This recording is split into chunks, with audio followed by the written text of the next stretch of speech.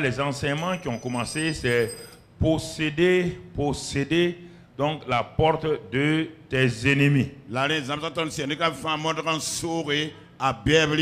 Et nous avons vu que Dieu dit à Abraham que sa postérité possédera la porte de ses ennemis.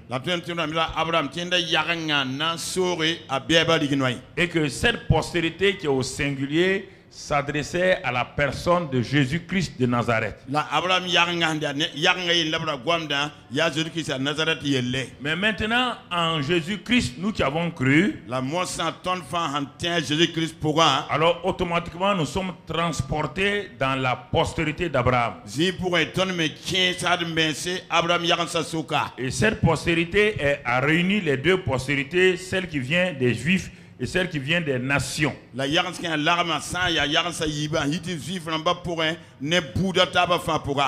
il n'y a plus de juifs ni grecs. Il n'y a plus d'hommes ou de femmes. Et il n'y a plus de différence dans le royaume des cieux. Le but de Dieu, c'était effectivement de réconcilier toutes choses avec lui-même par Jésus-Christ. Et il a atteint son but. Donc nous avons un royaume maintenant où on ne regarde plus si tu es juif ou païen. On regarde seulement ta filiation avec Jésus-Christ. Et à partir de ce moment-là, les bénédictions qui ont été prononcées sur Abraham deviennent tes propres bénédictions. Et comme Satan a su cela, ayant réalisé que les bénédictions d'Abraham qu'il n'a pas pu empêcher de réussir sont pour tous les peuples, alors il s'est organisé afin d'empêcher que ces bénédictions-là deviennent une réalité dans ta vie personnelle. Dieu dit à Abraham, tu sais, je t'ai béni. Mais il y a quelqu'un qui est contre ta bénédiction, dis à ta postérité que pour entrer en possession de cette bénédiction-là, elle doit d'abord posséder la porte de ses ennemis. Elle doit d'abord contrôler la porte de ses ennemis. Et c'est pourquoi la postérité d'Abraham elle-même, Jésus-Christ, a dit ce que le Père a dit à Abraham est juste. Moi, je suis venu sur la terre pour contrôler l'unique porte, la grande porte que Satan a placée. Mais vous, en tant que l'Église,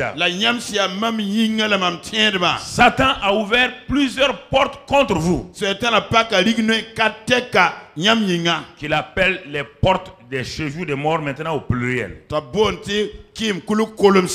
Il dit, je vous donne les clés. Moi,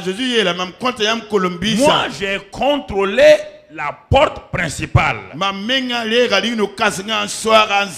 J'ai vaincu Satan, j'ai détruit ses œuvres, j'ai donc pris le péché, ça c'est la porte principale.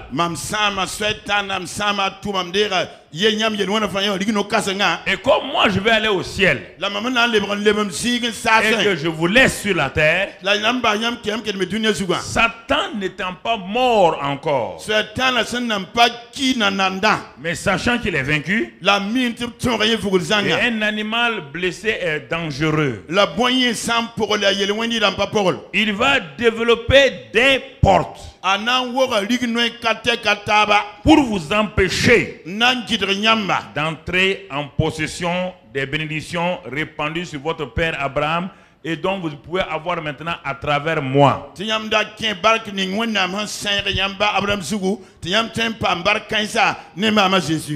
Alors, c'est pourquoi il dit l'une des voies, la voie principale pour que ces bénédictions-là soient transférées du trésor céleste à vous, ça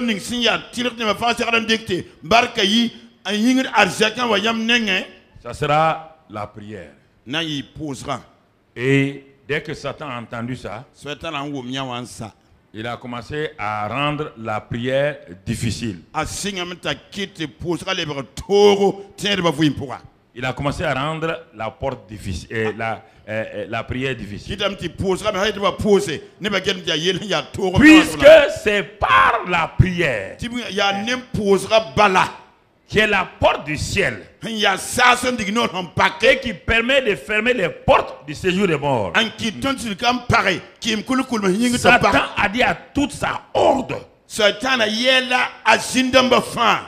Dieu vous demande de tout faire pour que les chrétiens n'aiment pas la prière, qu'ils ne prient pas. Rendez-les riches. C'est ça qu'il a fait en Europe. Quand l'Europe a été réveillée par Martin Luther, c'était Martin les Quakers. Et ils étaient couchés en permanence, ils priaient. C'était un grand prince, un homme riche de l'Autriche. Que Dieu a saisi, c'était un des hommes les plus riches d'Europe. Que Dieu a saisi. Il a abandonné tout pour servir le Seigneur. Et on les appelle les Quakers, des gens qui... C'est quand ils priaient, ils tremblaient. Et ils se mettaient quelque part du matin jusqu'au soir. Tant que la présence de Dieu ne se manifeste pas, ils ne bougent pas. Et ils ont envoyé le réveil dans toute l'Europe. L'Europe a été balayée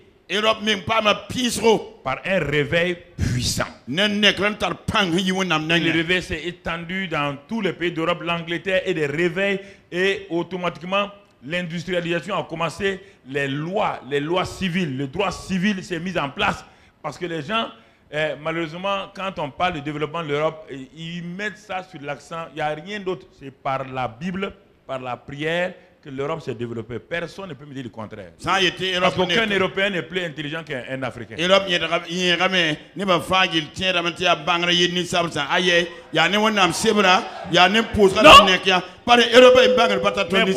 pourquoi on ne voit pas? Nous avons refusé la Bible. Nous avons préféré adorer les ancêtres. Dieu dit, si vous adorez les ancêtres, que les ancêtres vous aident maintenant. Voici le problème. Sinon, il n'y a aucun Européen qui est plus intelligent qu'aucun Africain. Ou bien.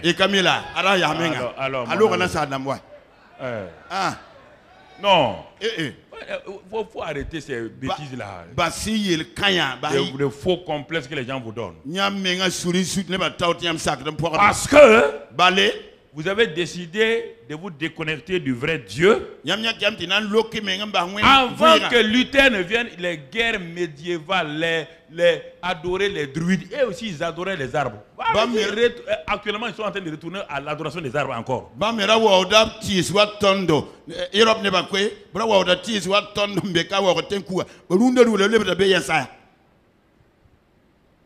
Donc vous comprenez?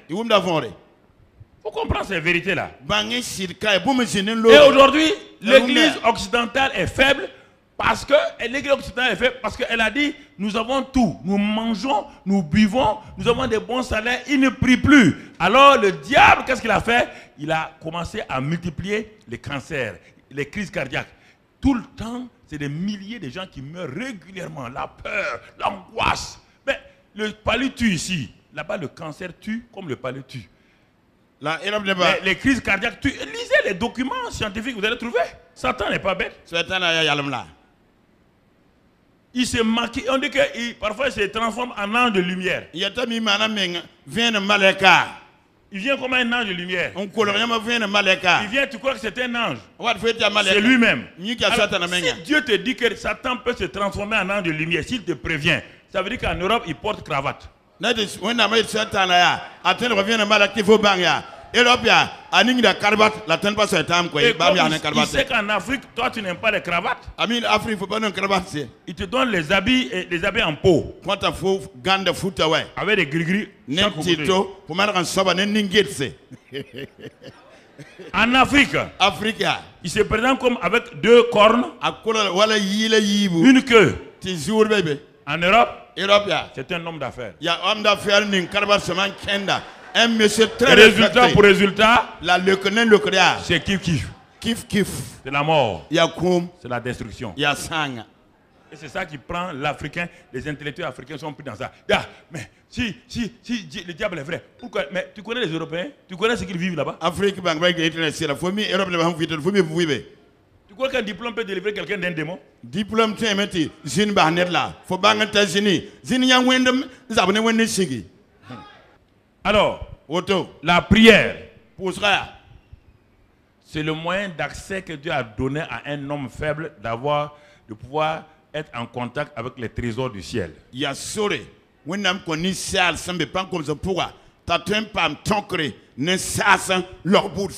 Ça, c'est le premier aspect, l'aspect positif. L'autre aspect, la prière, c'est l'arme redoutable.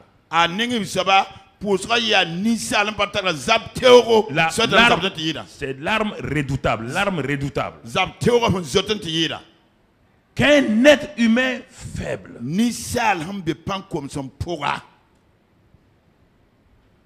utilise pour combattre Satan et le vaincre, l'humilier, le ridiculiser. C'est le seul moyen que Dieu a donné à l'homme. Pour que cet homme faible qui est sur la terre, que Satan a maltraité pendant des millénaires, c'est la prière qui permet à cet homme-là d'avoir accès au ciel et de dire à Satan, malgré mes faiblesses, mes imperfections, tu ne peux pas m'arrêter, tu ne peux pas me bloquer, et tu ne m'empêcheras pas d'avoir accès à ce que le Père a prévu pour moi. Ce qui veut dire, écoutez-moi, vous qui n'aimez pas prier là, ce qui veut dire, tu te trompes, croyant que parce que tu as des bénédictions matérielles ou professionnelles, que tu es béni. Mais ce n'est pas ça. Mais regarde dans ta vie personnelle tous les coups que Satan t'a portés et que tu ne peux pas répliquer. Il t'humilie. Regardez.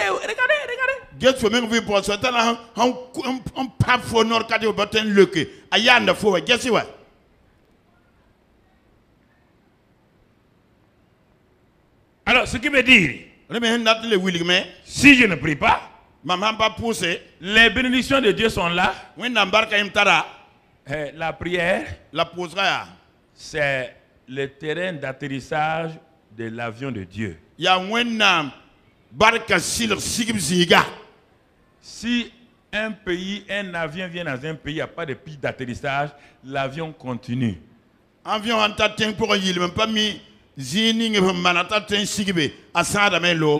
peut envoyer quelques bénédictions à travers le parachutage. Écoute-moi très bien. Ces bénédictions qu'on appelle les bénédictions générales que Dieu répand sur tout le monde sans piste. Donc il répand.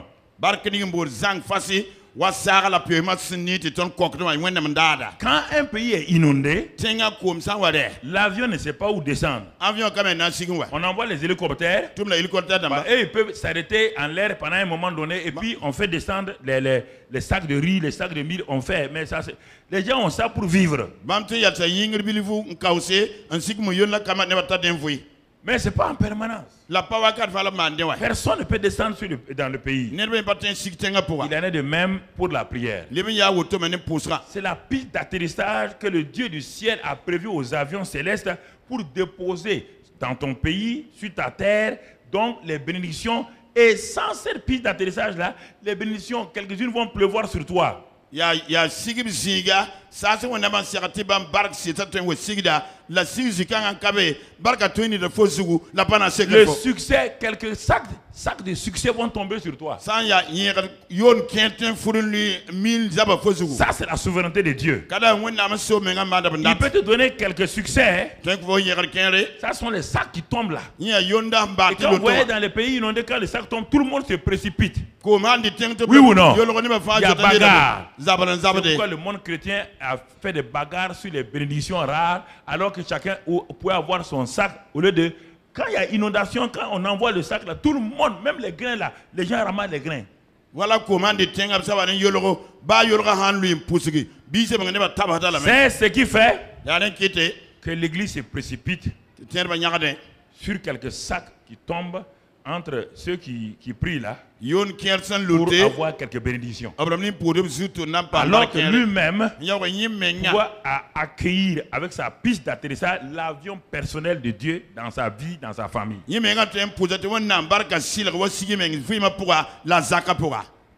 Donc vous comprenez? Si vous ne comprenez pas ces vérités-là, vous allez tout le temps attendre que quelques bénédictions tombent sur vous, ça va venir. Et quand Dieu bénit, c'est vraiment béni. Hein? Mais tu vas te rendre compte que, disons, sur 100 bénédictions de Dieu, si je peux prendre ainsi, tu n'as reçu que 2 ou 3. Et tu commences à te contenter de ces bénédictions-là. Ah, tu dis, mais Dieu m'a béni ici, Dieu m'a béni. Mais sur combien? 3 sur combien? 3 sur 100. Ça fait 0,0 combien? 0,0 combien? 3. Alors, en ce moment-là, il y a une insatisfaction. Une insatisfaction dans ta vie. L'amour manque. La réalité de la vie victorieuse manque. Alors c'est pourquoi mon frère, les bénéfices de la prière sont nombreux. Les bénéfices de la prière sont grands. Et les bénéfices de la prière sont variés. Nombreux, grands et variés. Et la prière est importante. Regardons son importance. Éphésiens 6, verset 13 à 18. On va le lire point par point. Éphésiens 6, verset 13. C'est pourquoi prenez toutes les armes de Dieu afin de pouvoir résister dans le mauvais jour. Donc Dieu te dit que dans ta vie, il y aura un mauvais jour. Tu n'as pas besoin de... Que tu veux pas, il y a un mauvais jour.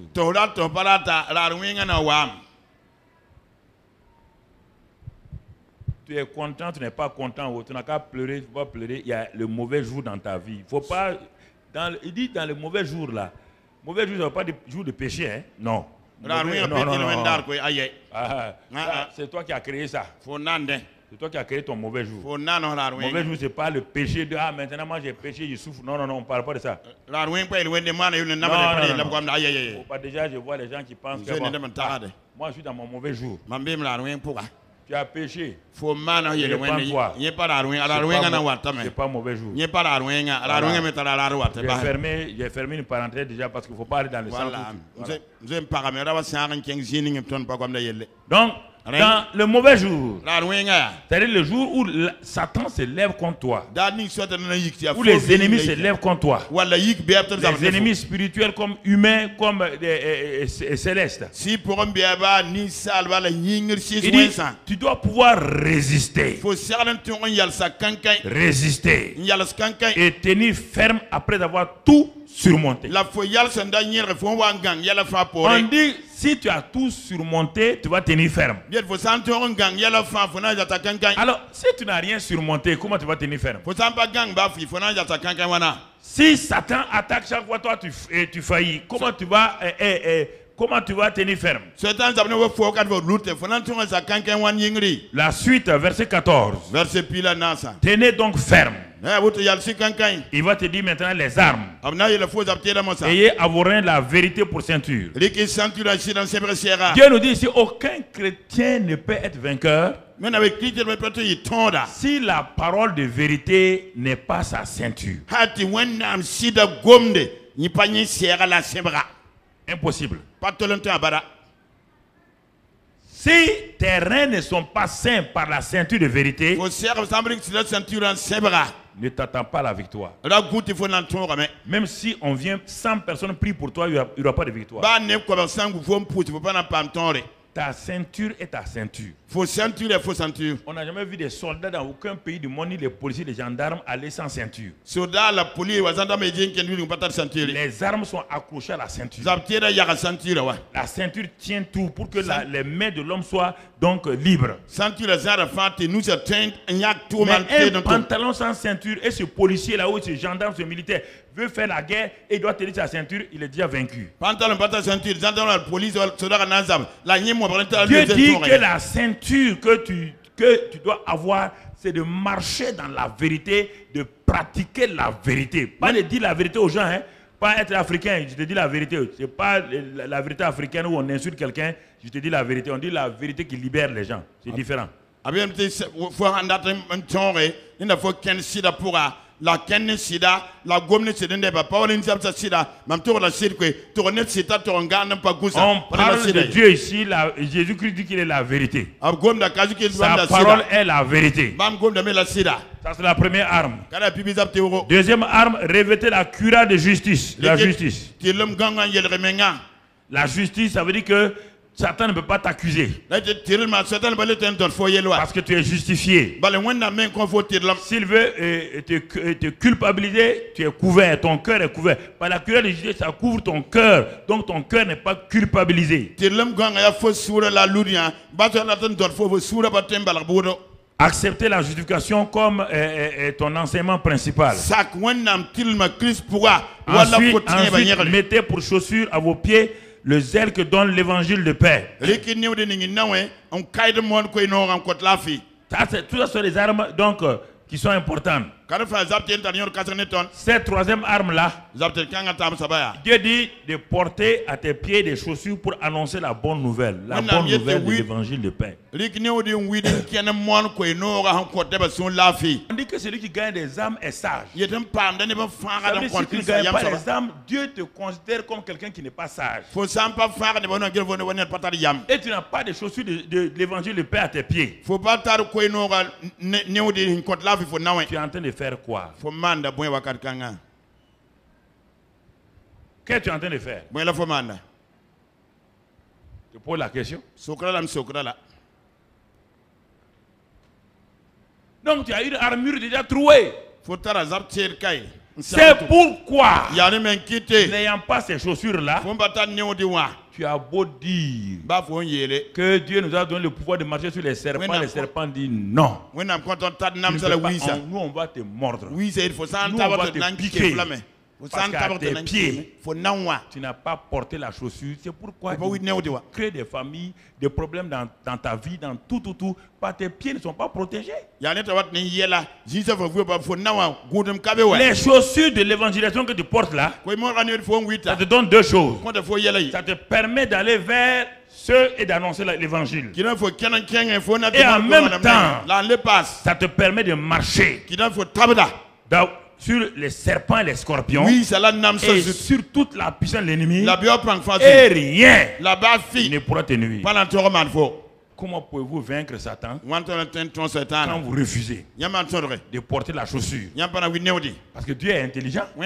S'il te donne une chaussure qui te permet de dominer Satan en restant dans ta maison, tu seras paresseux. Il te dit que cette chaussure-là marche. Elle marche. Écoute-moi. La chaussure de l'autorité sur Satan marche seulement quand tu évangélises, quand tu gagnes les âmes. Écoute-moi, c'est dans la Bible. Ce n'est pas en venant faire des déclarations dans l'église que ça marche. Quand on dit maintenant vous avez le pouvoir de dire Amen. Non. Jésus dit allez. Quand vous irez, au moment il dit quand vous irez pour gagner des âmes, en même temps vous marchez sur le pouvoir des serpents et de Satan. Les deux sont liés. Les deux sont liés. Il y a plein de gens, Satan vous ridiculise, il vous mord tout le temps, les scorpions vous mordent. Quel scorpion? Spirituel. Vous n'avez aucun pouvoir sur eux. Regardez comment ils vous maltraitent.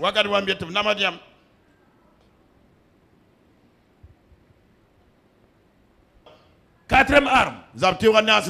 Regarde mon frère. Un homme qui a toutes les armes dont les pieds ne sont pas protégés, mais c'est un homme exposé. Il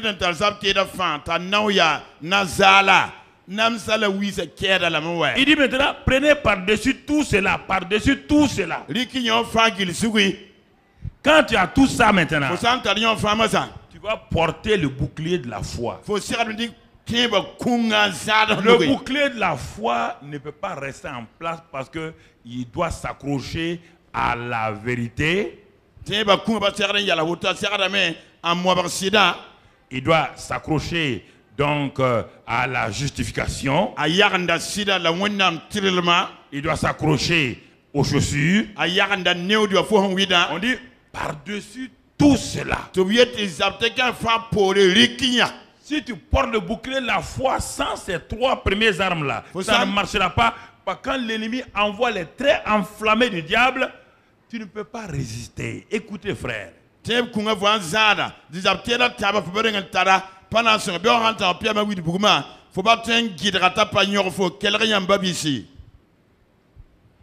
Vous pourrez éteindre les traits enflammés du diable. Donc ça veut dire que le diable envoie des traits enflammés, des flèches. Regarde les traits enflammés du malin qui sont sur toi. Regarde-les, regarde-les. On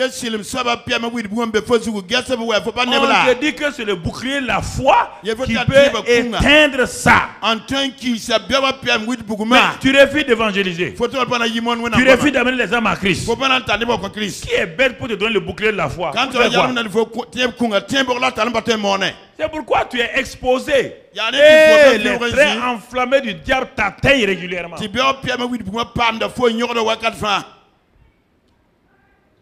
T'atteignent régulièrement. Prenez aussi le casque du salut maintenant. Pour protéger tes pensées. C'est ça qu'il dit ici.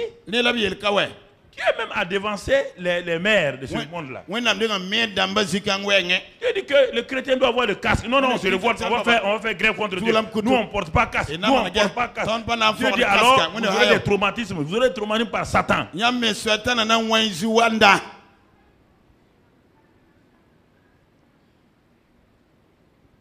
On ne peut pas porter carte. Le cas du salut, c'est quoi?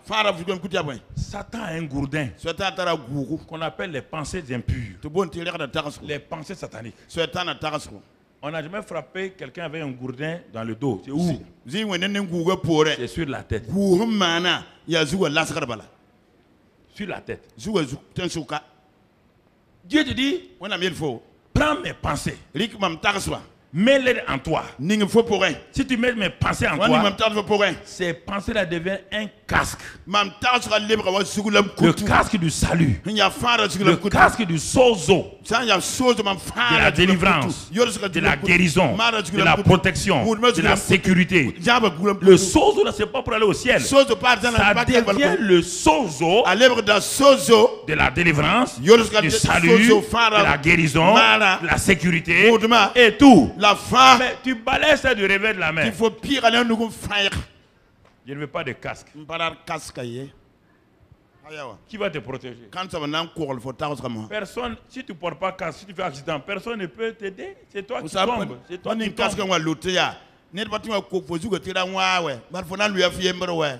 Toutes ces armes-là sont individuelles. Mon casque ne peut pas aider mon enfant qui est derrière moi qui refuse de porter un casque. Ma ceinture ne peut pas aider quelqu'un qui est à côté de moi. asseyez-vous et regardez la Bible et commencez à dire, ah, vraiment nous sommes des rebelles. Hein. Vraiment, Dieu, Dieu, nous sommes des rebelles. Nous sommes des rebelles.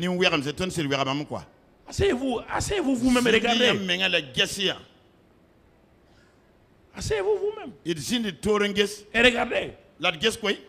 C'est pas à moi de vous dire ça. Vous savez lire. Moi je viens pour vous expliquer, vous donner la révélation. Mais vous-même vous devez prendre et regarder. Continuons, qu'est-ce qu'il dit?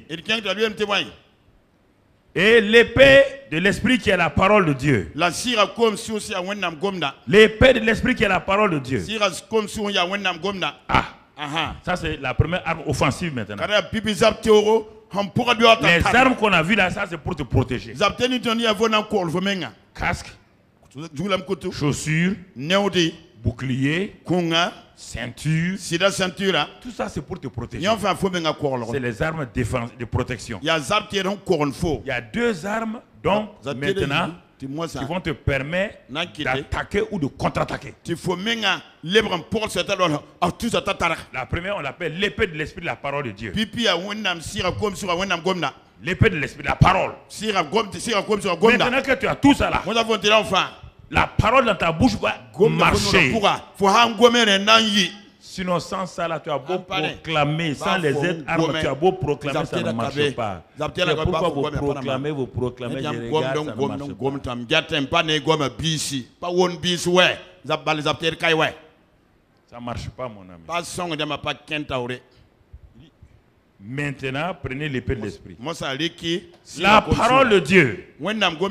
Et deuxième arme offensive, faites en tout temps par l'esprit toutes sortes de prières et de supplications. Veillez à cela avec une entière persévérance. Et priez pour tous les saints. Alors, je pose une question. Même sur le plan naturel, une armée défensive peut-elle gagner la guerre? Hein? Une armée qui a tous les moyens pour se défendre, elle va tenir à un moment donné. Mais il suffit que l'ennemi sache quelle est leur faiblesse et fini pour eux. Il faut une équipe de football défensive. Le premier but qu'ils vont encaisser, ils sont battus, oui ou non? Puisqu'il ne peut pas mettre des buts. Leur stratégie, c'est de ne pas encaisser. Mais s'ils encaissent un seul, déjà ils sont découragés eux-mêmes. Parce qu'ils n'ont pas des gens, la ligne offensive là est inutile.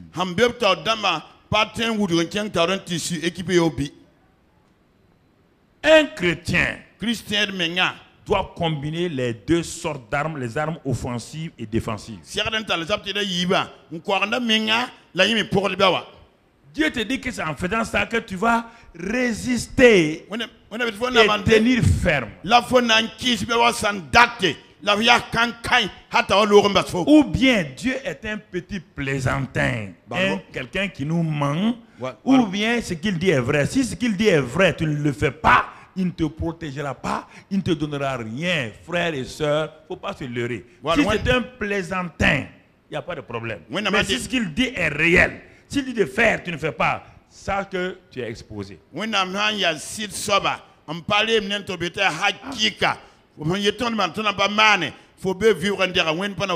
Philippiens 4, verset 6. On te dit ne t'inquiète de rien. Mais en toute chose. Dans Éphésiens on dit en tout temps. Ici dit, on dit en toute chose. Je te pose la question. Est-ce que chaque aspect de ta vie, tu soumets ça à la prière? On te dit absolu. On n'a pas dit en pluriel. Hein? Ici là. Quand on met au singulier quelque chose, c'est absolu. Quand Quand on met au pluriel, c'est toujours subjectif. Quand on dit toute chose au pluriel là, c'est-à-dire que c'est le pluriel qu'on utilise. Mais quand on dit toute chose au singulier, tout, c'est-à-dire qu'il n'y a rien qui est en dehors. Dieu te dit ici en toute chose. Pour aller à l'école, au bureau, pour prendre une décision, pour me marier, pour faire un investissement. Tout en toutes choses. Qu'est-ce qu'il dit? Il dit faites connaître. Faites connaître vos besoins à Dieu. Non pas que tu n'es pas intelligent. Non pas que tu ne comprends pas la comptabilité ou les finances. Mais tu ne contrôles pas ce qui est devant. Tu ne contrôles pas ce que Satan a programmé. C'est ça que tu dois comprendre. Tu veux voyager. Mais je vous ai dit, cet homme de Dieu texan, il s'est levé le matin, il voulait voyager pour aller faire une croisade. Il s'est levé, il n'a pas de paix. Il dit à sa femme, je n'ai pas de paix pour le voyage là. Sa femme dit, parle à Dieu. Parle à Dieu. Il parle à Dieu. Il a la paix. Mais il ne veut pas écouter. Il dit encore à sa femme, mais il faut que tu sois honnête. Mais j'ai dit que je vais venir. Je dois venir pour faire telle chose. Sa femme dit, tu dis que tu n'as pas la paix. Téléphone à l'autre pasteur pour dire que nous sommes des hommes de Dieu. Je n'ai pas la paix intérieure. L'autre pasteur est un homme de Dieu, il va comprendre. Mais tu es un homme, tu veux rester sur ta position pour qu'on ne dise pas que tu es un faux type. Il dit, mais tu n'es pas un faux type. Dis, si c'est Dieu qui a parlé, dis-lui, il va comprendre. Il n'a pas écouté ça. Il n'a pas écouté sa femme. Il a dit, bon, je vais aller. Bon, sa femme dit, tu es sûr? Il dit en tout cas, je n'ai pas la paix, mais je vais aller quand même. Il est parti. L'avion a décollé. Catastrophe. Maintenant, je vous pose la question. C'est Dieu qui est là ou Satan? C'est Satan? Hein? C'est Satan? Dieu lui a parlé, non? Dieu vous parle de beaucoup de choses. Vous ne vous soumettez pas à la prière. Vous êtes assez intelligent. Non, ici là, je n'ai pas besoin de me soumettre. Non. Le sujet là, tu n'as pas besoin. Tu comprends? Fais des prières, des supplications, et avec action de grâce. Et le verset qui suit. Et la paix de Dieu, qui surpasse toute intelligence, gardera vos cœurs et vos pensées en Jésus. Il ne faut pas laisser les gens vous parler. Ça c'est bien. Priez. Avez-vous prié? Avez-vous cherché la foi de Dieu? Qu'est-ce que Dieu vous a dit? Il dit, et la paix. L'élément important de la prière se termine toujours par une paix qui surpasse toute intelligence. Qui surpasse ton intelligence. Et la paix. Et la paix. Et la paix. Ce garçon est beau. Et la paix. Cette fille est belle. Et la paix. Ce garçon a de l'argent. Et la paix. Est-ce qu'il y a la paix? Y a-t-il la paix? Non.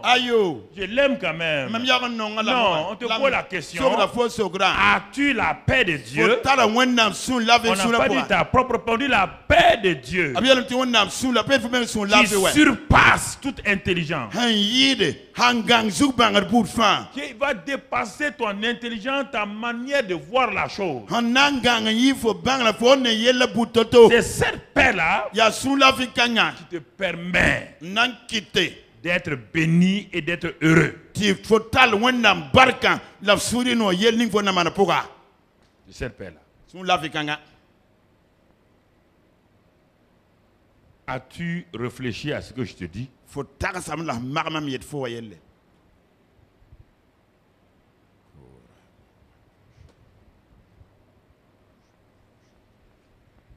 Je m'arrête pour que tu penses. Matthieu 26, 41. Matthieu 26, 41. Qu'est-ce que la parole de Dieu nous dit là-bas? Là-bas, c'est Jésus qui parle, dit veillez et priez afin que vous ne tombiez pas dans la tentation. L'esprit est bien disposé, mais la chair est faible. Donc, on vient de voir l'importance de la prière décrite par Paul et maintenant par Jésus. On croyait que c'est Paul qui exagère. Non, Jésus dit veillez et priez afin que vous ne tombiez pas dans la tentation.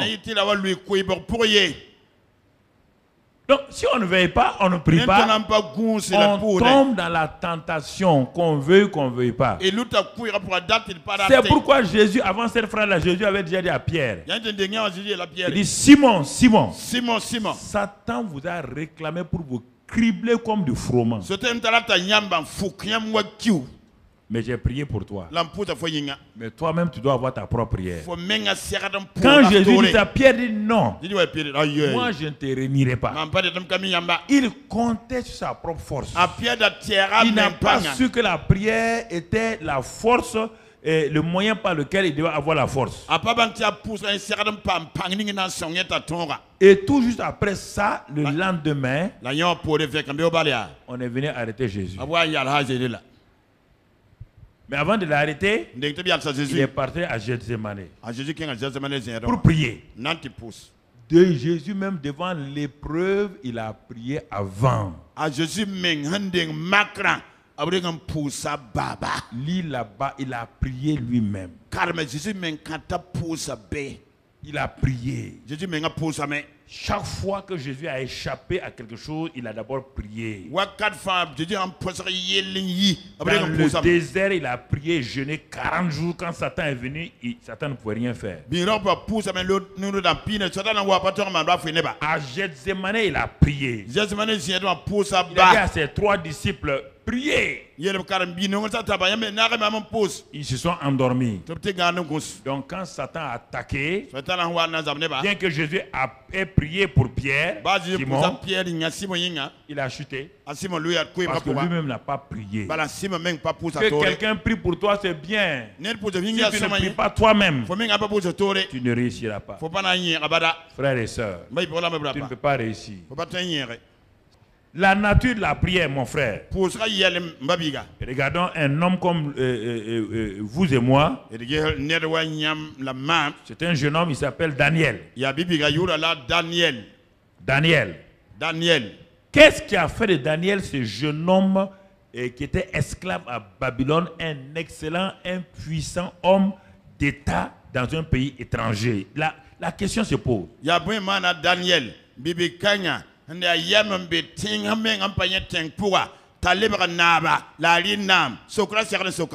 Qu'est-ce qui a propulsé ce jeune esclave-là? Tu éteins ça d'abord, je vais expliquer avant d'arriver au verset. Ils ont été pris en esclavage par Nebuchadnezzar. Ils sont allés à Babylone. Et là-bas même à Babylone, ils étaient esclaves. Le roi de Babylone, Nebuchadnezzar, a dit qu'on va transformer leur mentalité en leur enseignant l'enseignement des Babyloniens.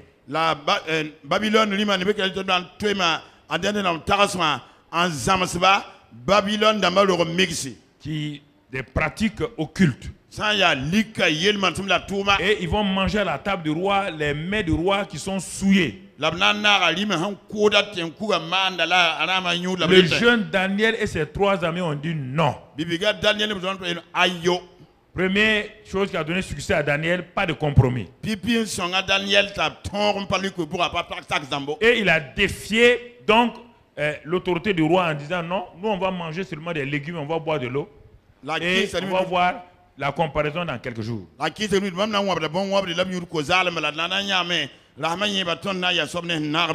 Ils ont mangé et quand on les a amenés devant le roi, on a amené tous les autres jeunes gens qui ont fait des compromis. Qui ont dit, ah, Daniel là exagère. Ah, nous on est esclaves dans un pays quand même. Il faut profiter. Il faut manger, tu sais, vous savez. Si un homme de ce monde-là te donne des choses, il faut manger. Mange. Il nouille. Ça va sortir à tes narines. Ce monde-là, tu vas vivre. Compromis avec des gens. C'est ça qu'ils ont fait. Le jour où la comparaison est venue, la cour royale était installée. On a amené les magiciens, les sorciers. On a amené les jeunes gens qui ont fait des compromis. Eux, on a amené Daniel et ses 4 amis. Tout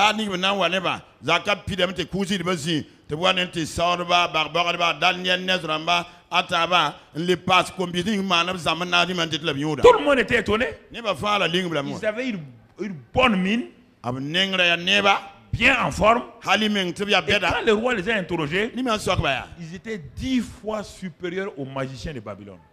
10 fois.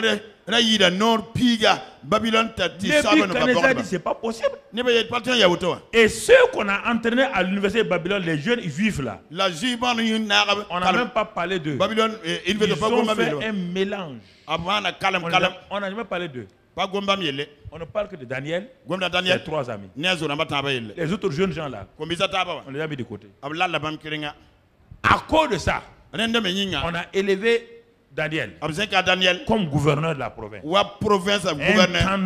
Intendant. Même le monde va élever quelqu'un qui ne fait pas de compromis, quelqu'un qui prie. Daniel, sa caractéristique, il ne faisait que prier jour et matin et soir.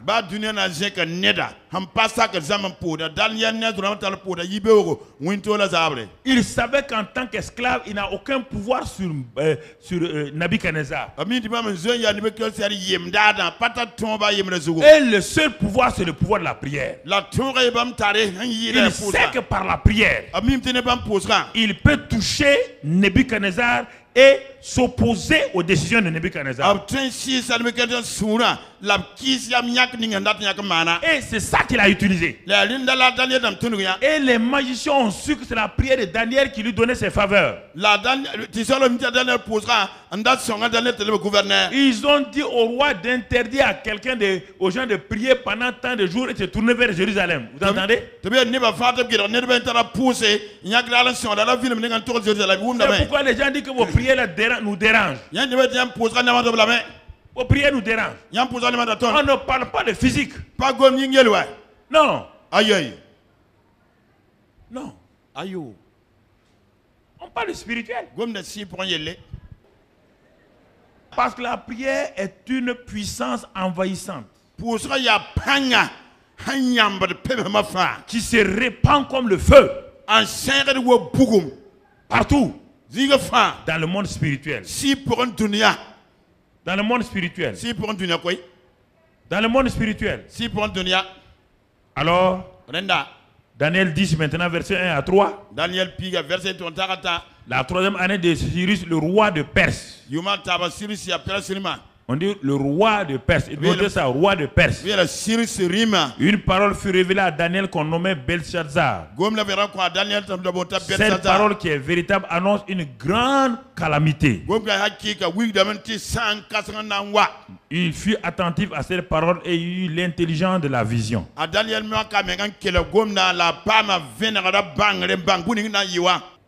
Donc, Daniel, à force de prier, Dieu a vu une grande calamité programmée par l'ennemi contre non seulement le pays de Babylone, mais contre aussi les Juifs. Et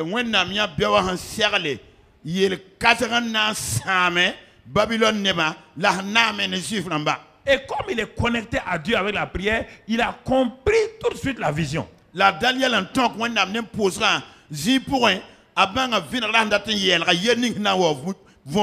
Et il va commencer la prière. La dernière nation a poussé.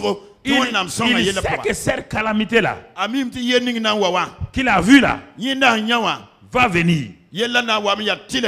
Il est dit, en ce temps-là, moi, Daniel, j'ai vu 3 semaines dans le deuil.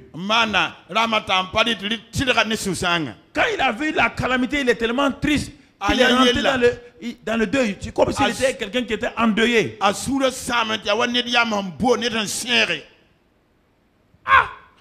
C'est trop. Non, il était comme endeuillé. Mais est-ce qu'il est resté à se morfondre? Non. Je ne mangeais aucun mets délicat. Il n'entra ni viande ni vin dans ma bouche.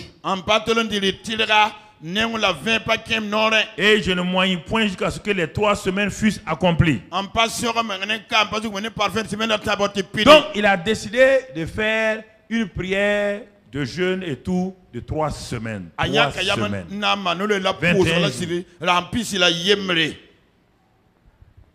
21 jours. Et il a commencé.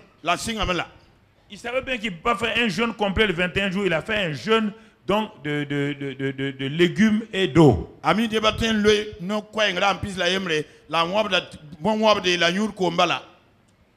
Et la Bible dit ici, il a fait cela jusqu'à ce que les 3 semaines firent. Et le 24e jour du mois, il était au bord du fleuve Hiddekel.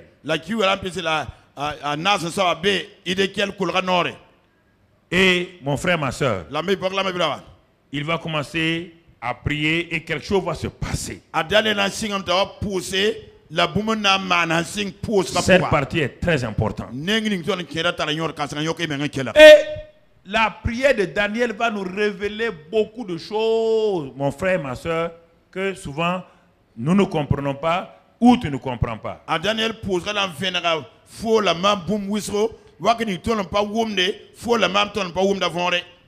Quand Daniel priait, il croyait que les choses allaient se manifester automatiquement comme beaucoup d'entre nous. Quand il prie une semaine, il n'y a rien. Et tu vas comprendre pourquoi maintenant Daniel a continué à prier. Dans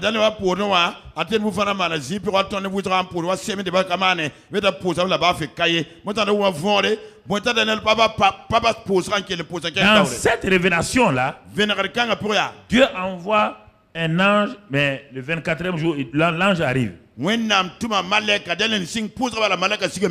va nous révéler qu'est-ce que la prière fait.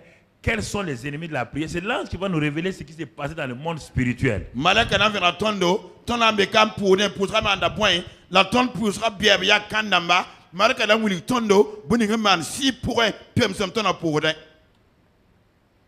Verset 11. L'ange me dit, Daniel, homme bien-aimé, sois attentif aux paroles que je vais te dire. Et tiens-toi debout à la place où tu es, car je suis maintenant envoyé vers toi. Lorsqu'il m'eut ainsi parlé, je me tins debout en tremblant. Il me dit, Daniel, ne crains point, ne crains rien. Car dès le premier jour où tu as eu à cœur de comprendre et de t'humilier devant ton Dieu, tes paroles ont été entendues et c'est à cause de tes paroles que je viens. Verset 13. Il dit, le chef du royaume de Perse. Dans le verset 1, on dit le roi Cyrus, le roi de Perse. Ici, on dit le chef du royaume de Perse. Et on parle de 2 personnes différentes. Le Cyrus est un roi physique qui a existé. Et son cœur même était touché et tourné vers Dieu. Mais on te dit ici, on ne parle pas du roi de Perse, on parle du chef du royaume de Perse. Ça veut dire quoi? De même qu'il y a un roi dans un pays, Satan a placé aussi des rois sur chaque pays qui contrôlent chaque pays. Et d'autres qui contrôlent les familles, contrôlent les quartiers. Allons lire dans Ephésiens 6:12 que tu comprennes. L'organisation du monde satanique. Ephésiens 6:12. Ephésiens chapitre 8 verset pilayi. Ephésiens 6:12. Car nous n'avons pas à lutter contre la chair et le sang, mais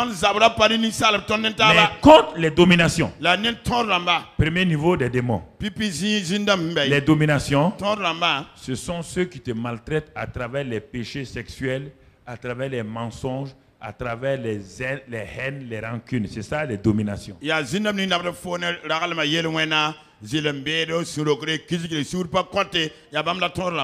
C'est les petits démons qui te créent des problèmes. C'est le premier niveau comme ça. Ces petits démons-là. Les dominations. Et ils te fatiguent. Ils créent en toi des mauvaises habitudes. Il crée en toi la fornication et l'adultère, les masturbations. Il te domine. Quand tu veux t'échapper, il n'y a pas moyen. Tu comprends? C'est ce démon-là qui était comme personnalisé, qui s'appelait Delilah vis-à-vis de Samson.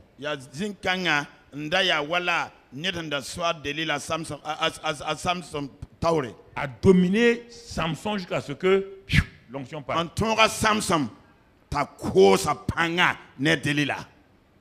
Alors ici, on te dit domination.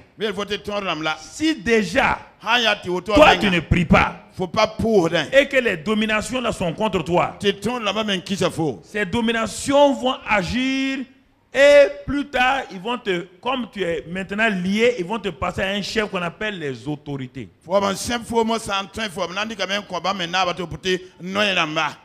C'est pourquoi ceux qui font la délivrance là, ils ont des problèmes. Quand tu vois quelqu'un qui n'arrive pas à te délivrer, il n'a pas besoin de... Les gens disent non, si je vais aller ici, on va me délivrer.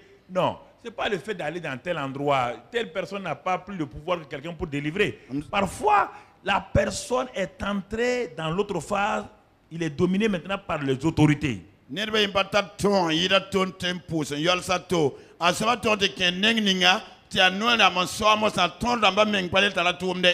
chef de quartier, ensuite le maire de l'arrondissement, le maire central, le haut commissaire, le gouverneur, le ministre, et ensuite ils sont organisés comme ça. Domination. Ils te maltraitent. Ils sont derrière toi. Tu n'as jamais la paix. Et maintenant, autorité, c'est au niveau des familles. Ils tiennent les familles maintenant. Parce que cet homme-là, écoutez-moi, cet homme ou cette femme-là était habitué au fétichisme, au sacrifice, et les dominations l'ont fatigué dans ça.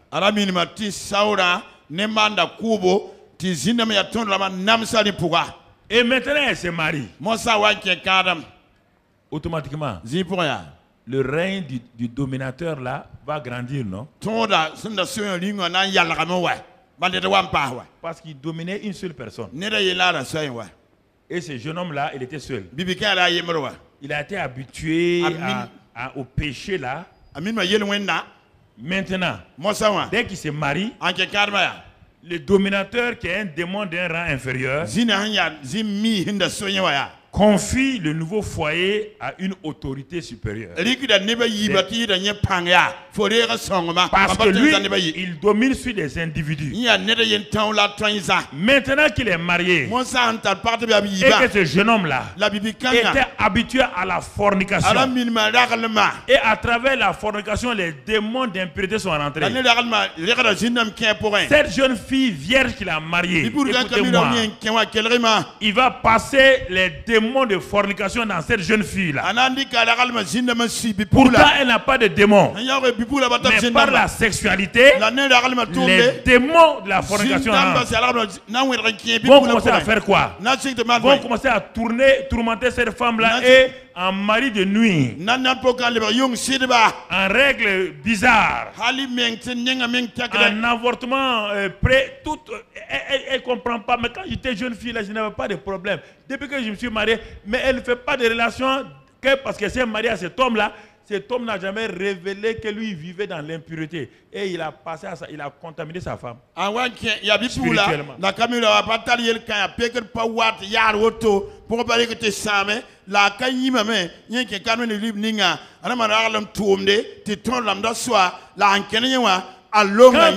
Quand on parle aux filles, elles ne croient pas. Le gars là, c'est un vagabond, il a ramassé tous les démons de la ville et il te communique tout ça.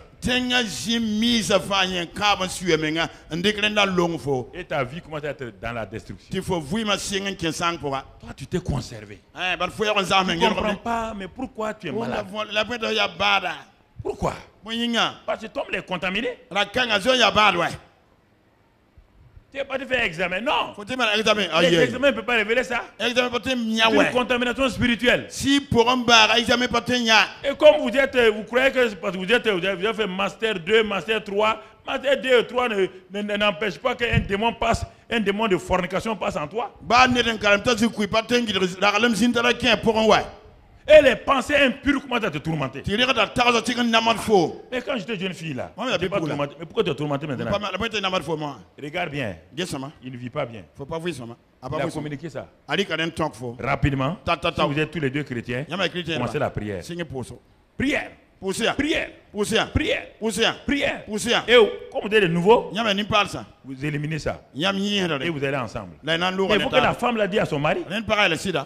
Mais si le mari veut faire croire que c'est la femme qui a des problèmes, ça n'ira pas. Parce que la plupart des garçons cachent leur vie passée à leur épouse, à leur femme, à leur fiancée.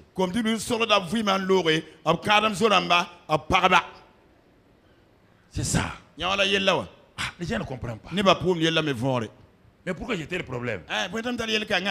Tu es passé d'un dominateur à une autorité.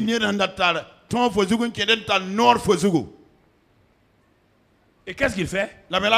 Ce garçon-là, il a eu des enfants. S'ils n'ont pas réglé le problème, il communique aux enfants les problèmes, les maladies héréditaires. Il passe maintenant, c'est les enfants qui reçoivent ces maladies. Ces enfants-là vont se marier.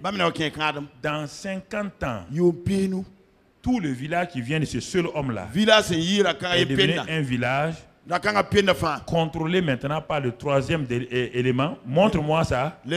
Après les autorités, les princes. Dans ce village-là, il y a un chef de village qui s'installe spirituellement. C'est ça que les Africains appellent les coutumes. Que c'est l'iguane qui a fait quoi? C'est l'iguane qui a fait telle chose. Qui a un serpent qui contrôle. C'est ça. C'est ça qui fait. C'est le prince là. Le chef du village spirituel là. Qui a commencé avec un jeune homme. Il est mort maintenant. Il a affecté sa femme. Il a envoyé sur ses enfants. Ses enfants sont mariés. Petits, la Bible dit qu'à la 4e génération. À la 4e génération, ça devient ce qu'on appelle coutume. Les coutumes de Ganzourgou. Les coutumes de Gourma. Les coutumes Boaba. Les coutumes Samo. Mais les gens appellent comme ça. Mais dans ces coutumes-là, regarde la souffrance des femmes. On ne peut pas parler. Les femmes souffrent. On n'en parle pas. On dit c'est des coutumes. Tu dois faire ça. Si ta fille fait ça, elle va souffrir. Mais ils s'en foutent. Sinon, on te bannit de la famille. Ce n'est pas normal. C'est ça qu'on appelle les princes. C'est ça qu'on appelle les princes. C'est parmi eux maintenant que sont nés les sorciers et les magiciens. Quand il y a un prince quelque part, Les agents qu'il utilise sont des sorciers et des magiciens. Et c'est pourquoi il y a un méchant, un prince quelque part, tout de suite tu vois dans beaucoup de sorciers réels, je ne parle pas de faux sorciers là, hein, des sorciers réels et des magiciens réels.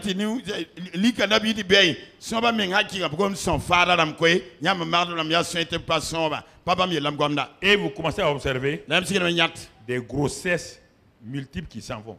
Des morts-nés. Toute une famille où les enfants sont fous. Les filles se marient, viennent à la maison.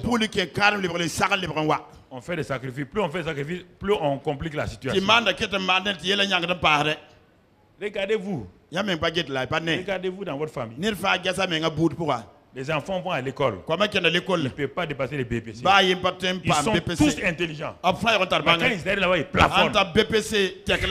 Ils reviennent en arrière. On dit, ah mais qu'est-ce qu'on a fait? Certaines femmes dont les entrailles sont liées, quelqu'un l'a lié quelque part. Quand on prie, il faut mettre comme ça la prière de feu. Prière de feu. Prière de feu. Tout cadenas. C'est ça que les Européens comprennent. Quand on parle de ça, ils ne comprennent pas. Les Européens ne comprennent pas. Les chrétiens européens, les pasteurs chrétiens, ils ne comprennent pas ça. Et c'est ça qui leur crée des problèmes. La sorcellerie s'est modernisée.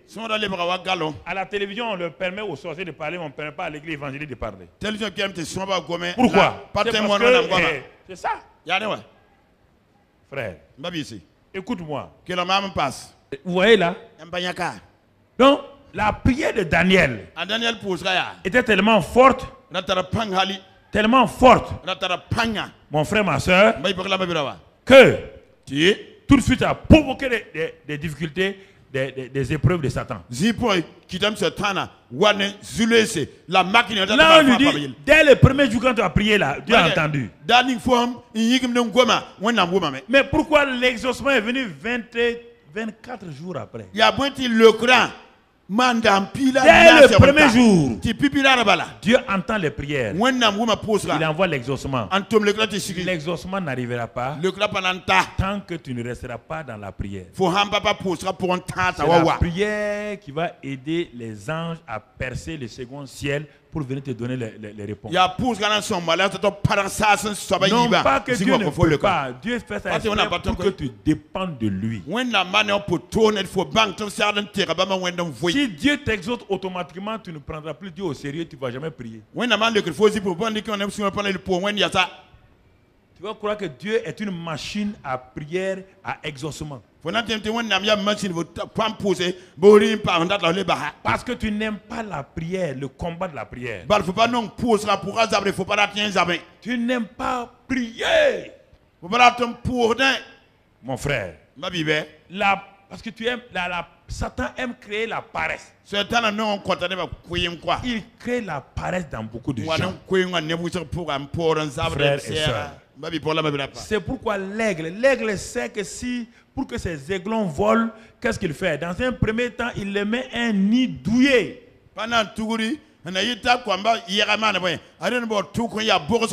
Les œufs.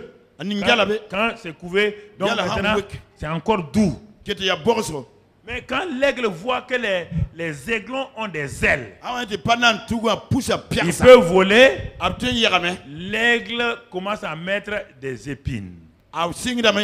Il enlève ce qui est... Un animal. Il enlève ce qui est bien là, il met des épines. Quand les aiglons bougent, ils font quoi? Ils se piquent. À force de se piquer, ils vont faire quoi? Pour être à l'aise, ils vont faire quoi? Et ils vont, ils ne reviennent plus.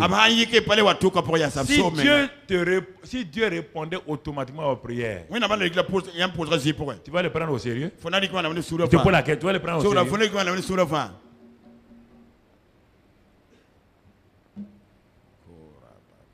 Et c'est pourquoi dans certains endroits on flatte les gens d'amener de l'argent, on va faire des messes.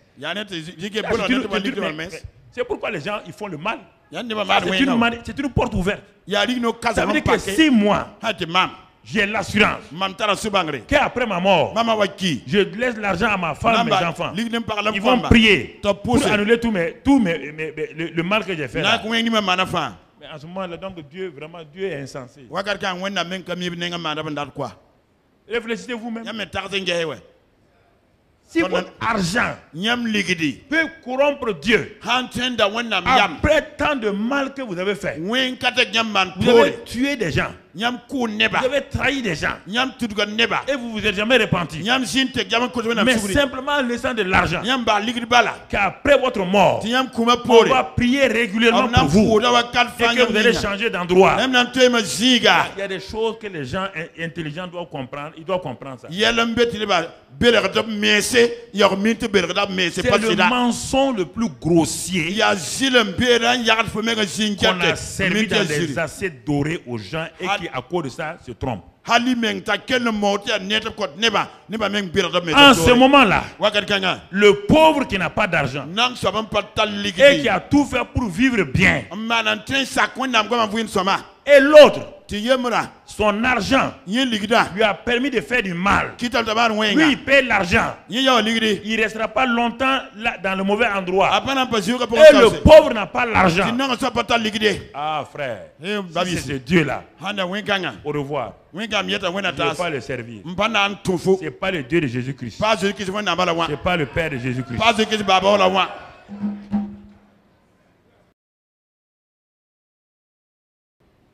La prière de Daniel était tellement forte qu'elle a affecté le ciel et le troisième ciel et le second ciel. Ça a amené Papa bon Dieu à exaucer. Et ça a amené le diable au second ciel à dire non.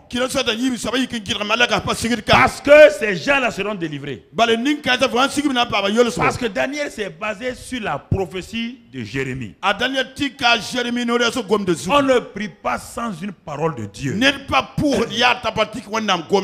On prie sur la base d'une parole de Dieu. Il a vu que 70 années se sont écoulées, il reste quelques mois pour que leur esclavage finisse. Mais il sait que ce n'est pas automatique. Il sait que Satan n'a jamais laissé quelqu'un partir automatiquement. Il a vu le combat de Moïse contre Pharaon. Il a vu chaque fois que le peuple de Dieu doit partir, comment Satan les bloque. C'est en ce moment Satan a prévu une calamité pour détruire ces gens-là. C'est pourquoi Esther, sachant qu'elle ne peut pas combattre contre Haman, le premier ministre de ce pays-là, elle a commencé à faire le jeûne et la prière. Il n'y a pas de libération volontaire. Tu dois t'engager. Mardoché dit à Esther, si tu ne pries pas, Dieu va nous secourir, toi tu vas périr.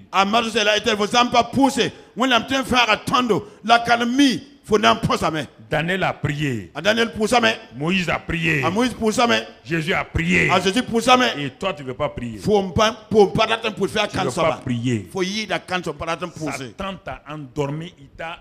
Il a mis en toi l'appareil. Il t'a piqué avec le truc de sommeil spirituel.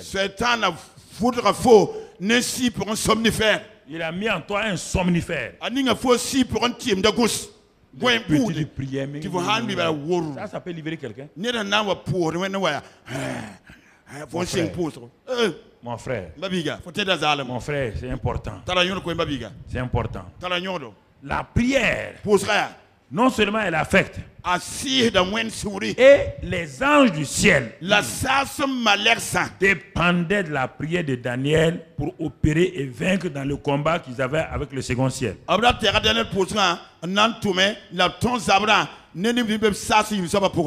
Quand Daniel a prié, le premier jour, Papa bon Dieu a dit à Gabriel, voilà son exaucement.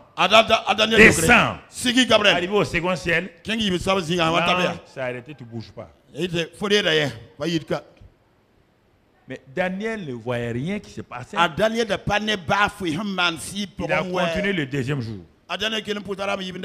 Mais il ne voyait rien se passer. Troisième Troisième jour, Daniel sait qu'il y a deux mondes. Le monde spirituel et le monde naturel. Il sait que c'est le spirituel qui affecte le naturel. Si tu as la victoire dans le monde spirituel, cette victoire va se manifester dans le monde physique. Prends cette phrase-là, hein? Une parole de sagesse. Quand tu as la victoire dans le monde spirituel, elle se manifestera dans le monde physique et naturel. Il n'y a pas de victoire autrement. Dans tous les domaines. Si tu veux être libéré d'un péché, d'abord dans la prière, jusqu'à ce que tu aies l'assurance que tu as la victoire sur le péché, lève-toi. Le péché qui vient devant toi là n'est plus un problème. Si tu n'as pas eu la victoire dans le spirituel, le péché qui est devant toi là sera un Goliath. Sera un Goliath. Sa prière a permis aux anges de rester. Et quand il a continué, sa prière a amené Dieu à aller à une dimension supérieure encore en envoyant maintenant le chef, l'archange Michael.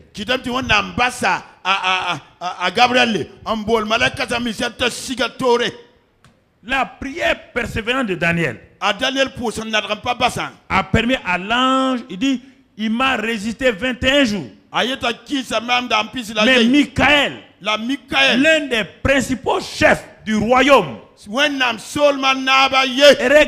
ce que toi tu fais. Tu fais bouger les choses par ta prière. Satan n'aime pas ça. Il sait que tant que tu ne pries pas, tu seras son prisonnier. Tu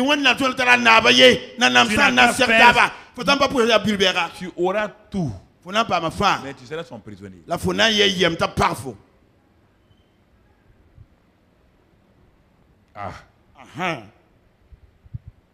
La calamité est là. Le peuple sera détruit dans quelques jours. Jérémie a prophétisé. Mais la fin de la prophétie de Jérémie, dès que les 70 années sont écoulées, Satan a programmé la calamité, la destruction. Et il se dit, il est temps de jours.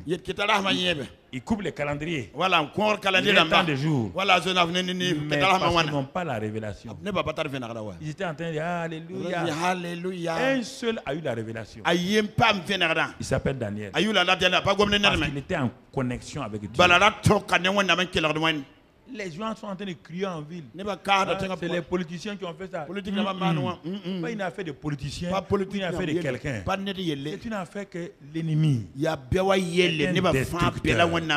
C'est un destructeur. Il a programmé beaucoup de choses contre les nations. Et quand on dit les nations, on ne parle pas des maisons.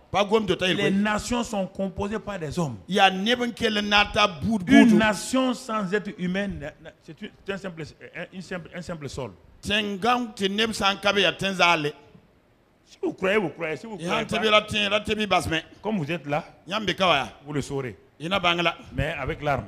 On dit de venir prier. Vous êtes dans vos climatiseurs. Vous êtes dans vos maisons. Vous dormez. On est en train de programmer. Tu es sûr que tu vas finir ton programme? Tu es sûr? La Bible dit que l'homme riche a dit qu'il construit de nouveaux greniers. Mais il n'a pas mis Dieu dans son programme. Il a dit non, ça va. Il a abattu ses anciens greniers. Il a construit de nouveaux greniers. Ce qu'on appelle les projets. Les grands projets. Ah, tout le monde, félicitations. Tu es un homme de vraiment des choses. Quand il a fini, il s'assoit. Il dit à son âme, il dit mon âme, félicitations. Mange et bois. Il n'y a aucun problème. Yel kaiwa. Non, cette fois-ci là, So kanga. les gens vont nous respecter. Neba meng nanki Les ton gens gada. vont savoir Neba na bange. que moi là, Ti mama je wa. suis quelqu'un. Mama yam torenera. La même nuit, Yon kanga bala. Dieu lui dit, Ona miela. insensé, Yalam la yiri bidi. tu es un insensé. Fo ya yalma fo yiri Tout ce que bidi. tu as construit là, Fo mi ofa. c'est pour quelqu'un d'autre. Ya neda na wale. N'oubliez pas ça. Da yimi ya wale. Tout ce que vous faites sans Dieu Ya manti wen pa na. va tomber entre les mains de vos adversaires. Ana lu yam bieb nugui. Plein de gens n'ont jamais mangé leur argent qu'ils ont accumulé. Ne bu sir sindi bligri mbone wen nam pame. Il n'a pas pris Dieu en compte. Anwambo ligra gela wen riba pana wende. La même nuit, Yon kang bala. Dieu lui a retiré son âme. Wen nam dera yam mbasa. Et sa richesse La arzeka. est partie Lo game. à ses esclaves, Ayem san wole. ses ouvriers. Aten tun mundi kan dilabinyu. Frères et sœurs. Mbay bola bababa. Et vous qui nous suivez, maintenant vous devez quitter vos églises, vous êtes assis, vous nous Yi suivez. wende tu anzinge ton kelre sama koy. Pasteur, écoutez-nous. Hein. Passer dans ma kelre. Président de dénomination, prêtre, écoutez-nous. Évêque, écoutez-nous. Évêque lamba kelre ya wen La gombe. calamité, Tora. si vous ne priez Yam pas, pa vous pousse. allez savoir ce qu'est une calamité. Ina bangye tori ya sob zaman pour hawa. Ok, Haya wa. ok. Haya wa. Retournons. Il est va sebre zuku. De tika sebre. Quelqu'un, la prière de quelqu'un fait bouger les anges et vous dites que la prière n'est pas importante. Ne dans tempo te malherse i comme zigi sigid. Tous les Wen ko anges nore. du ciel sont en train de bouger Ça ça malade va kenda parce men. qu'un petit jeune homme sur la terre appelé Daniel Bal bibi remle du bonta est Daniel. en train de crier. Un jinyabda. Il regarde, rien ne se passe Un autour de get lui. bafu kamande. Il ne voit rien. Apane Mais bafu. dans le monde spirituel, il y a un La combat. si pour un duna zabron Dans zabron le ouais. monde naturel, il n'y a rien. Dunia pour apane bafu. Mais dans le monde spirituel, il y a quelque La chose qui si se pour passe. bumo mande. Quelque chose se passe. Bumo man si pour un dunia.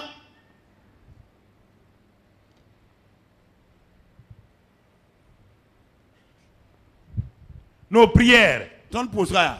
peuvent accélérer ou retarder, Ton kitam ti tata wal kaus. mon frère, Mabiga. l'exaucement Le grand. et l'intervention du Dieu. La wenda meng na tierre nugu. En sangtondo. Si je commence à prier, Mama sik dam lampus. j'arrête. Myala hadam. J'arrête tout le processus. Mamyala hadam na ken la handa singa fa. Je viens d'arrêter. Mamyala salam. Parce que l'ennemi te dira, Bewana yele foya. tu as assez prié. Foyam pousa Où est wuso. l'exaucement? Hali meng nampa C'est mikro. toujours Ya darfa. à l'orée d'une percée surnaturelle que les obstacles se présentent à vous.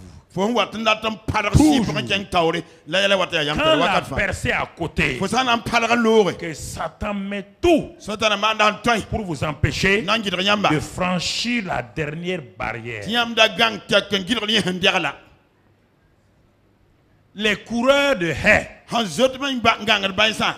400 mètres haie, Kulit meter ko bna yaga ngangar ils baysa. ont des haies presque tous les 10 mètres. Abriya la gidro meter pi fa pour neto. Pour avoir la médaille Ko d'or, pam sanama médaille wa. il ne faut pas franchir seulement la première haie. Ra gang pipi saba balwa. Il faut franchir la deuxième, Bang gang yimi la saba. troisième, Ngang tam la saba. quatrième, Ngang na la saba. cinquième, Ngang nu la saba. sixième. Ngang yom saba. Parce que et tu penses à la médaille d'or. Wa tard folata sanama Tu médaille ne wande. t'inquiète pas de ton voisin si tu as man. des problèmes. Yi ne Si yaka tu la regardes ton voisin, Fo anje do tu arrives yaka. à la haie, tu ne pourras plus sauter. Fo anta bo nan to yi kwa. Ton regard est fixé sur la médaille. Fo gesra médaille wala fo Tes ne. oreilles entendent l'hymne national de ton Fo pays. tubo do tenga tab kaw dat po Et yele tu wede. vois la foule se lever et élever ton pays. En zinket fo tenga. Ton pays, c'est le royaume des Fo cieux. tenga sa son solom. Et tout le monde entier est là. Les anges sont là. Dunia gi nebe ka Les malaka beka. démons disent qu'il faut l'empêcher de traverser cette barrière-là. Zinebe gidra tara gang gidra En kanga. ce temps, Jésus est arrêté. Il t'attend avec la médaille. An ya ni madan gur fo. Il dit, mon fils, Yede ne regarde pas les barrières. Nama ton piki Ma banga. fille, Bi ne pugla. regarde pas les La ke barrières. patan gidra. Regarde à moi. Ge mam la médaille wa. La médaille est pour toi. Wa fonso. La médaille est pour toi. Wa fonso. Cours encore. Wudu kom passe. Courage. Yi kom En passe. ce temps, les Abraham, Wanga Abraham damba. les Moïse, A Moïse damba. les Isaac, Isaac damba. les David, A David damba. les témoins A Seth damba. sont sur le stade A be bala tom en train de zakay. crier. An kalam ne. Jean Champion, champion, champion, champion. Champion. Tu es en train de courir. Zotame. Tu es en train de courir. Zotame. Et l'ennemi dit, Dernier. dernier obstacle, il ne passera pas. Pincez un peu son pied. Faites douleur à son pied. Malgré ça, tu grinces. Tu grinces les dents, ça fait mal. Mais malgré ça, tu dis, oh Dieu, laisse-moi passer. Laisse-moi passer. Et quand tu passes, tu as franchi, tu tombes, ça ne fait rien. On va venir te relever. On va la mettre la médaille à ton cou. Et on va sonner l'hymne national de ton pays. L'hymne du royaume doit être retenti dans le monde spirituel. Est-ce que tu as envie de donner gloire à Dieu? Ou bien tu veux encore être paresseux? Ou bien encore tu veux t'occuper de tes propres problèmes? Ou bien tu veux donner gloire à Dieu? Tu veux donner gloire aux hommes de ce monde-là? Tu ne dois pas gloire à Dieu. Et le seul moyen, c'est à travers la prière.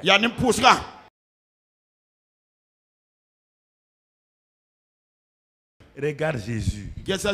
Hébreux 5. Hébreux 5. 7 à 8. Hébreux 5, 7 à 8. Hébreux chapitre 9, verset 8. C'est lui, on parle de Jésus, qui dans les jours de sa chair, quand il était sur la terre, ayant présenté avec des grands cris et avec larmes des prières et des supplications, à celui qui pouvait le sauver de la mort, à son Père, et ayant été exaucé à cause de sa piété. Piété veut dire attachement à Dieu et aux craintes de Dieu. Il a appris, bien qu'il fût fils, l'obéissance par les choses qu'il a souffertes. On te dit que Jésus, c'est avec des larmes, des cris. L'homme qui n'a jamais péché, il était là en train de crier. Sa chair dit, tu me fais souffrir. Mais son esprit dit, j'irai jusqu'au bout. Non pas la volonté de ma chair, non pas mes désirs. Non, je refuse. Ses trois amis n'ont pas pu résister. Tous ont fui. Tu entends? Il a vaincu. Larmes, cris et par des souffrances. Il a été exaucé à travers les souffrances. Quelle souffrance? De la prière, de la mortification de la chair.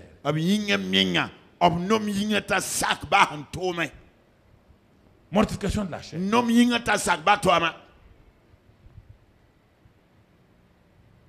Mortification de la chair. Tu le vois dans Luc 22, on va pas le lire. Luc 22. Il était là. Sa chair dit non. Et le sang a commencé à couler. On dirait les nerfs, les vaisseaux pétaient.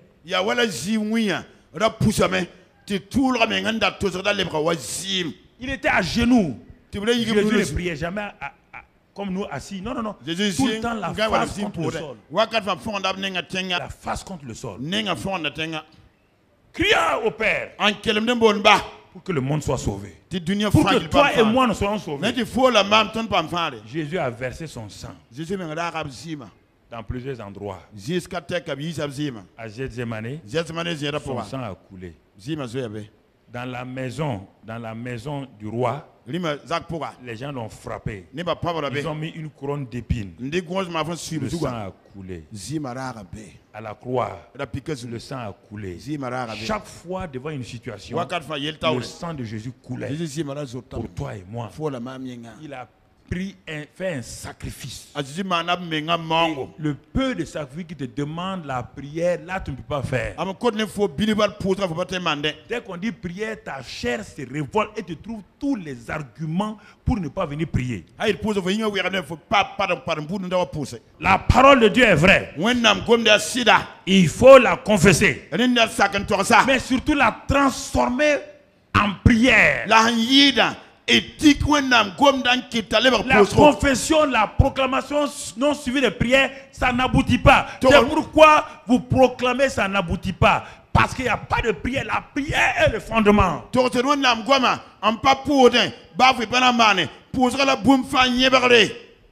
Mon frère, Satan a criblé Pierre parce qu'il n'a pas pu prier 1 heure avec Jésus. Il l'a criblé. Le bras droit de Jésus a été criblé par Satan. Parce que Jésus a dit, mon ami, le fait d'être avec moi, ce n'est rien. C'est la prière. Jésus dit, nous sommes à Pierre. Satan a poigné.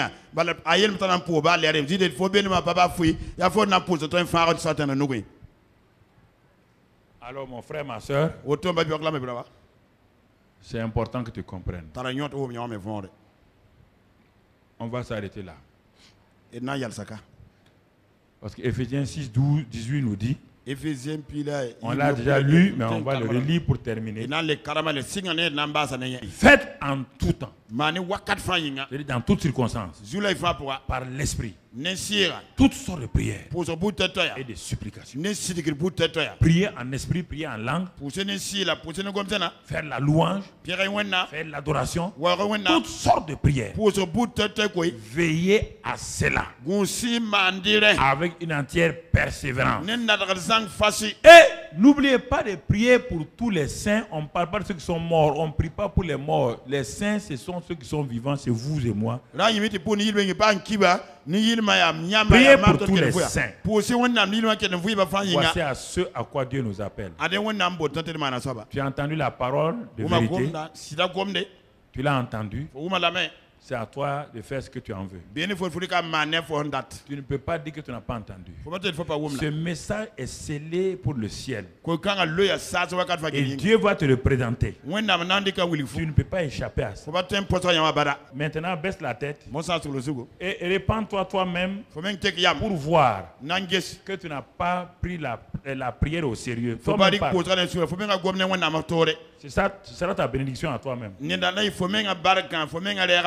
Si tu te répands ce matin, que tu n'as pas pris la prière au sérieux, et que tu ne savais pas que la prière a une importance. La prière était très très importante. Dans tous ceux qui sont dans la Bible, ils ont prié. C'est ça qui a permis au ciel de s'ouvrir pour exaucer leurs prières. Pas prier le Notre Père, non, la prière réelle. Si tu crois à ça, commence à parler à Dieu. Dis-lui que tu as été paresseux dans la prière. Dis-lui que vraiment tu n'as pas obéi à sa voix. Que tu n'as pas fait ce que Dieu te demandait de faire, de prier en tout temps. Et de prier pour toutes choses. Mais que tu as failli à ça. Demande à Dieu ce matin de te pardonner. Demande à Dieu de te laver par le sang de Jésus. Demande à Dieu de réveiller ta vie de prière. Réveille ma vie de prière. Dis à Dieu, réveille ma vie de prière. Réveille ma vie de prière. Réveille ma vie de prière. Réveille ma vie de prière. Non seulement individuelle, mais aussi au niveau de l'église locale. Réveille ma vie de prière. Prie, crie à Dieu. Et le Seigneur t'aidera. Et la bénédiction s'ouvrira pour toi. Il est important que tu comprennes ce message ce matin. Et que tu prennes ça au sérieux. Et que la grâce de Dieu soit avec toi. Après avoir écouté ce message, si vous avez décidé de donner votre vie au Seigneur Jésus-Christ, faites cette prière avec l'homme de Dieu. Oh Seigneur, tu es mort pour moi à la croix du Calvaire. Jésus, tu es l'agneau de Dieu qui a pris tous mes péchés, qui est mort pour moi. Et ce soir, je te reçois dans mon cœur comme sauveur de ma vie. Je confesse de ma bouche que tu es Seigneur de ma vie. ti yam la mam vui ma zu soba Et maintenant, la mosa wa je reçois mam der dame non seulement le pardon de mes péchés, mam yel wona suguri la purification de mes péchés, mam yel wona pekre mais je reçois aussi la blem de dame un nouveau cœur. so pale Le Saint-Esprit si songo me fait naître de nouveau maintenant ro da mam pale mosa dans ton royaume yam sol ma pora et me donne un cœur nouveau. en compte mam su pale Je reçois ce cœur nouveau. mam de da su pale kanga Je suis né de nouveau. mam doga pale Dieu habite dans mon cœur. wonna be mam suna Je pora suis enfant de Dieu. mam ya wonna biga Maintenant, mosa Dieu lui-même est mon Père. wonna meng la mam baba Je suis dans la famille divine mam be wonna mzaka pora et je bénis le la Seigneur. mam père da zu soba Merci barka pour ta grâce yam le wona et yinga ta fidélité. yam da so go zu yinga Sois béni ba me perde pour la vie éternelle, wen yam vui ma yinga la vie divine wonna vui ma yinga que j'ai maintenant. mam tar mosa Amen.